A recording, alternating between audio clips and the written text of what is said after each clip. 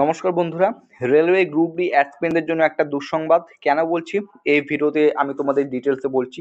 দেখো, প্রথমে রেলওয়েতে কিন্তু কোনো এক্সাম ক্যালেন্ডার ছিল না, যেটা এসএসসিতে ছিল। তো রেলওয়েতে যখন এক্সাম ক্যালেন্ডার প্রকাশিত হলো, তখন এর একটা কিন্তু যেমন ভালো দিক আছে, তেমন কিন্তু একটা খারাপ দিকও আমরা এখন পাচ্ছি। কেমন খারাপ দিক পাচ্ছি সেটাই কিন্তু এই ভিডিওতে তোমাদের সাথে তুলনা করছি। দেখো, government of India, ministry of railways, rail মন্ত্রণালয়, রেল বোর্ড, ডেট দেখতে পাচ্ছ 23/5/2025। সাবজেক্ট দেখো, recruitment of staff in level 1 মানে group D of 7 CPC pay matrix or India railways, modification of criteria of replacement panel regarding, অর্থাৎ replacement panel regarding এখানে কিছু modification করা হয়েছে। কি মডিফিকেশন করা হয়েছে এই পয়েন্টগুলোতে আমরা দেখতে পারবো।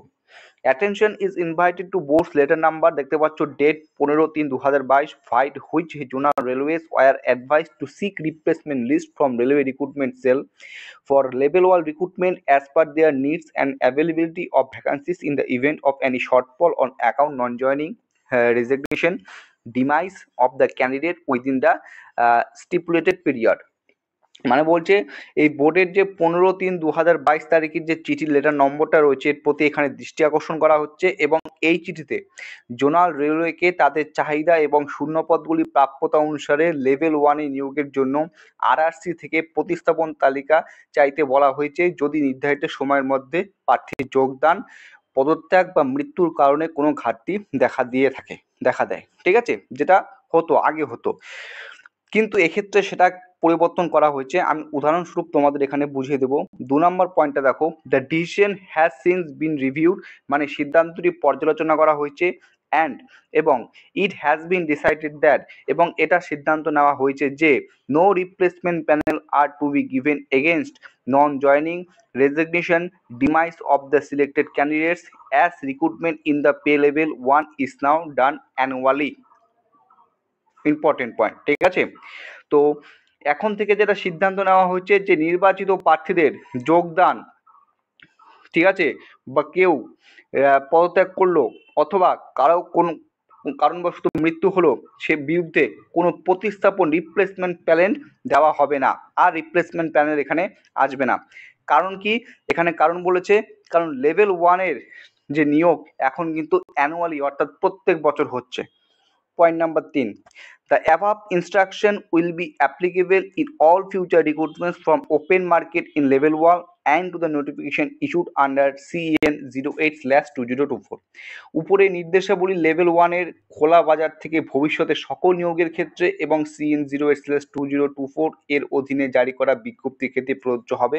অর্থাৎ এবছর 2024 এর আগের বছর 2024-এ যে রেলের গ্রুপ ডির লেভেল 1 যে নোটিফিকেশন বেরিয়েছিল যেখানে 32,000-এর মতো শূন্যপদ ছিল, এখান থেকে কিন্তু এই সময় থেকে কিন্তু আর কোনো রিপ্লেসমেন্ট প্যানেল আর আসবে না।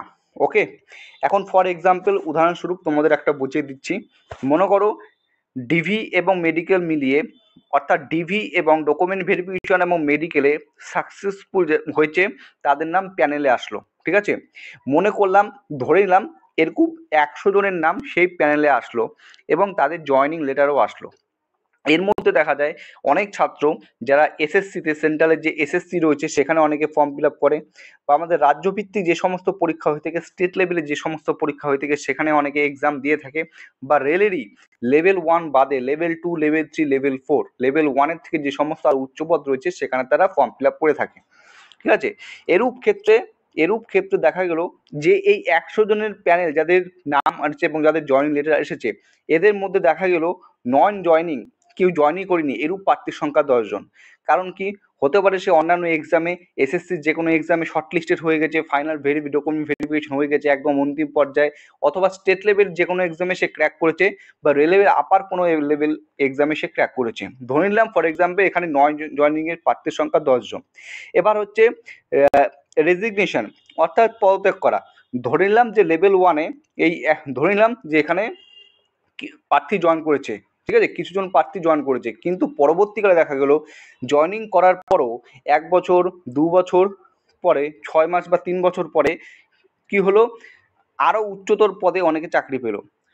রেলেরই আরও লেভেল 2, লেভেল 3 এনটিপিসিতে চাকরি পেলো, এলপিতে টেকনিশিয়ান, অথবা আর তারও থেকে উচ্চতর যে সমস্ত এসএসসির যে সমস্ত এমটিএস রয়েছে, সিএইচএস রয়েছে, সিজিএল রয়েছে, সিপিও রয়েছে, এসএসসি অথবা রাজ্যভিত্তিক যে সমস্ত নিজ নিজ স্টেটের যে সমস্ত পরীক্ষা হয় সেখানে সে শর্টলিস্টেড হয়ে গেছে, এর জন্য সে কি হচ্ছে এখান থেকে রিজাইন দিয়ে চলে গেছে, অথবা কোনো কারণবশত কারো মৃত্যু হয়েছে, সেই সংখ্যাটা ধরিলাম হচ্ছে, মৃত্যুর সংখ্যা ধরিলাম হচ্ছে 2 জন এবং রেজিগনেশনের সংখ্যা ধরিলাম 5 জন। তাহলে যেখানে 100 জনের প্যানেল ছিল, যেখানে 100 জনের প্যানেল ছিল, নাম ছিল 100 জনের নাম, তাদের কাছে জয়েন লেটার এসেছিল, এর মধ্যে দেখা যাচ্ছে এই যে 17 জন, এই 17 জন কিন্তু সেই প্যানেলে আসছে না, অর্থাৎ এখানে কিন্তু একটা শূন্যপদ ফাঁকা হলো। 100-এর মধ্যে 17 জন চলে গেলেও মানে আর 17টা শূন্যপদ ফাঁকা হতো। আগে যেটা হতো এই 17 জনের জন্য কি করা হতো, রিপ্লেসমেন্টের ব্যবস্থা করা হতো, রিপ্লেসমেন্ট প্যানেল নিয়ে আসা হতো। কিন্তু এবার থেকে এই লেভেল ওয়ানের ক্ষেত্রে কিন্তু এই রিপ্লেসমেন্টটা আর থাকছে না, কারণ একটা বলা হচ্ছে, কারণ লেভেল ওয়ানের যে নিয়োগ এখন কিন্তু অ্যানুয়ালি হচ্ছে, প্রতি বছর হচ্ছে। এটা আপাতত লেভেল ওয়ানের থেকে শুরু করছে, পরবর্তীকালে level 2, level 3, NTPC, ALP, technician, junior engineer, paramedical staff, বিভিন্ন যে রিক্রুটমেন্ট আছে আশা করছি সেগুলোর ক্ষেত্রে এগুলো কার্যকর হবে, যেহেতু লেভেল ওয়ানের ক্ষেত্রে এটা অলরেডি কার্যকর হয়ে গেছে এবছর থেকে।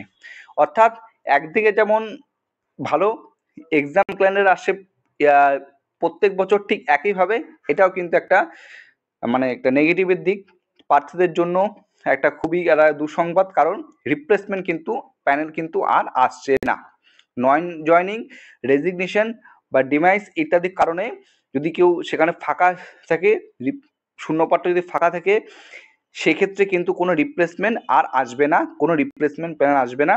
যে শূন্যপদটা ফাঁকা পড়ে থাকে সেই শূন্যপদটা পরের বছর যে নতুন শূন্যপদ আসবে সেখানে অ্যাড করে দেওয়া হবে।